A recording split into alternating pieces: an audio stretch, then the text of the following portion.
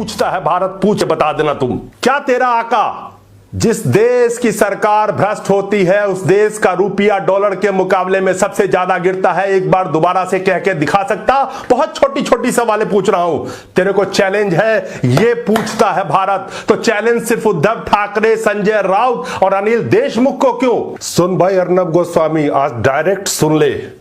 तेरा एक वीडियो देख रहा था जिसमें तू चैलेंज कर रहा था अनिल देशमुख, संजय राउत, उद्धव ठाकरे, सबका नाम ले लेके तू चिल्ला रहा था। तो तू जो चिल्लाता है तो तेरी आवाज बकरी जैसी लगती है। एक आम भारतीय की आवाज की आज दहाड़ सुन ले, और तू जो ड्रामा करता है आज उसी ड्रामे के अंदाज में अपनी जवाब सुन ले। तू दहाड़ रहा था ना कि उद्धव ठाकरे, अनिल देशमुख, संजय राउत, हिम्मत है तो हमारे सामने आओ, हम तुमसे इंटरव्यू करेंगे। तेरे को मैं चैलेंज देता हूं और तूने चैलेंज दिया था ना, अब ये चैलेंज तू सुन ले और अपने ही अंदाज में सुन ले।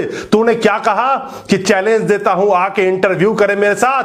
तेरा वो चैलेंज मैं स्वीकार करता हूं और तेरे को चैलेंज देता हूं और 138 करोड़ भारतीयों की तरफ से चैलेंज देता हूं कि क्या तेरे में हिम्मत है कि अपने आका का नाम लेके चिल्लाएगा? जिस आका ने अच्छे दिन आएंगे के नारे लगाए थे, क्या तू अपने आका को कह सकता है कि एक बार वो नारा लगा के दिखा दे?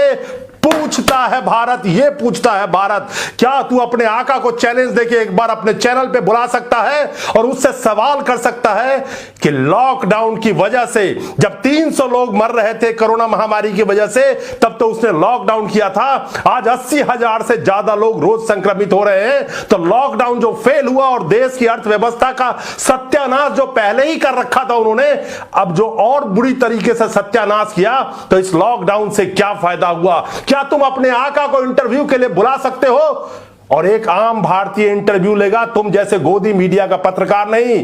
क्या तुम उससे पूछ सकते हो कि एक बार फिर से मैं भी चौकीदार, वो अपने नाम के पीछे लिख सकता है और मैं भी चौकीदार का नारा लगा सकता है? इस पे मैं सिर्फ 2 सवाल तुम्हें देता हूं, नोट करके रखना। ये मैं सवाल इसलिए बता रहा हूं कि नोट कर लो, यही सवाल पूछूंगा क्योंकि तेरे आका बिना सवाल लिए, क्योंकि उनको पता होना चाहिए कि सवाल क्या पूछना है और जवाब तैयारी करके आए कि बैंक में घपला, घोटाले, दोस्तों के ऋण माफी, बैंकों का जो बदहाल स्थिति किया, उसमें उनका क्या योगदान है? क्या तू सवाल ये पूछ सकता है? कभी तेरी में हिम्मत हो तो ये पूछता है भारत, पूछ के बता देना तुम। क्या तेरा आका जिस देश की सरकार भ्रष्ट होती है उस देश का रुपया डॉलर के मुकाबले में सबसे ज्यादा गिरता है, एक बार दोबारा से कह के दिखा सकता? बहुत छोटी छोटी सवालें पूछ रहा हूं, तेरे को चैलेंज है, ये पूछता है भारत। तो चैलेंज सिर्फ उद्धव ठाकरे, संजय राउत और अनिल देशमुख को क्यों? अपने आका को भी चैलेंज कर। जब देश ने उस आका के हाथ में बागडोर दी थी तो 6 साल में जिसने एक प्रेस कॉन्फ्रेंस नहीं किया, उसके मुंह में जवान है कि एक बार मैं भी चौकीदार का नारा लगा दे, एक बार अच्छे दिन आएंगे का दोबारा नारा लगा दे। तेरे को चैलेंज है 138 करोड़ जनता की तरफ से।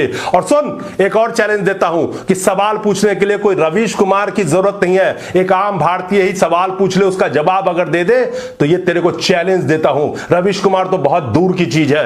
2 करोड़ रोजगार देने के नाम पे तेरे आका इस देश की बागडोर संभाली थी, जनता ने वोट दिया था। 80 करोड़ जनता रोजी रोटी के लिए मोहताज है, 2 करोड़ रोजगार की तो छोड़, तो देश की युवाओं का जो हाल किया है, देश के मजदूरों का जो हाल किया है, देश के किसानों का जो हाल किया है, बुला अपने आका को इंटरव्यू के लिए। और एक आम आदमी इंटरव्यू लेगा, तुम जैसे गोदी मीडिया का पत्रकार नहीं, एक आम जनता इंटरव्यू लेगा जो कोई पत्रकारिता का कोई डिग्री नहीं ले रखा है। सवाल का जवाब अगर दे पाए, ये तुम्हें मैं चैलेंज करता हूं, ये पूछता है भारत। संजय राउत और अनिल देशमुख का तू नाम लेके चिल्ला ले, कोई फर्क नहीं पड़ता मुझे कोई मतलब नहीं है संजय राउत और अनिल देशमुख से या किसी और से भी, तू चिल्ला खूब। लेकिन तूने जो एक बात कही कि संविधान में सवाल पूछने का हक सबको है, तो सिर्फ गला फाड़ के चिल्लाने का हक तुझे नहीं है। ये एक आम आदमी की दहाड़ तू अभी सुना नहीं है, ये सुन ले। और तू जब चिल्लाता है ना तो बकरियों जैसी आवाज निकलती है। ये देख, ये एक आम भारतीय की दहाड़ है। क्या तेरे पास जवाब है? चुनौती स्वीकार है तुम्हें? तू ले सकता है अपने आका के इंटरव्यू, बुला सकता है मौजूदा सरकार में से किसी मंत्री को अपने चैनल पे जो इन बातों का जवाब दे दे? क्या देश की जो जीडीपी -23% से ज्यादा हो गई है, तू एक इंटरव्यू कर सकता है, इस पे जवाब मांग सकता है? नहीं मांग सकता। बाकी तू चिल्लाता रहा, कोई फर्क नहीं पड़ता। लेकिन तुमने एक बात बहुत अच्छा किया कि संजय राउत, अनिल देशमुख और ब्ला ब्ला किसका नाम लेके चिल्लाया, आओ इंटरव्यू दो, तेरे को चैलेंज देता हूं कि बुला अपने आका को और एक बार अच्छे दिन आएंगे का नारा लगवा के दिखा दे, किसी भी या किसी सभा में जाके लगा के दिखा दे, किसी चैनल पे लगा के दिखा दे। चैलेंज है तेरे को। ये पूछता है भारत, नोटबंदी से देश को क्या मिला? ये पूछता है भारत। ये पूछता है उस 100 लोगों का परिवार जिन 100 लोगों के जाने चली गई थी। भ्रष्टाचार में देश 2 पायदान और नीचे सरक गई। ये पूछता है भारत। फिर मैं भी चौकीदार जो लिखा था, देश में बैंकों से जो लूट हुई, आज बैंक 18 बैंक में से 4 बैंक रखने की नौबत आ गई। तो ये पूछता है भारत कि 6 लाख करोड़ रुपया जब तुम अपने आका से पूछो कि मित्रों की माफ कर सकते हो, 4 लाख करोड़ का बैंक फ्रॉड हो सकता है, 2.5 लाख करोड़ रुपए से बढ़ के एनपीए अगर 15 लाख, 17 लाख, 20 लाख करोड़ तक हो सकता है, तो आज लोन मोरेटोरियम दे करके जो लॉकडाउन फेल हुआ तुम्हारे आका का, तो आम जनता का लोन मोरेटोरियम ब्याज पे ब्याज माफी तो छोड़ो, उनका लोन माफी क्यों नहीं हो सकता? 2 लाख करोड़ रुपए की ब्याज की बात चल रही है, तुम्हारे आरबीआई और सरकार कह रही है, तो 2 लाख करोड़ जनता का माफ क्यों नहीं हो सकता? जब 6 लाख करोड़ अपने मित्रों का माफ कर सकते हैं, तो 2 लाख करोड़ जनता का क्यों नहीं? ये पूछता है भारत। ये एक आम भारतीय की आवाज है और दहाड़ है। तू चीखता है तो मिमियाता है।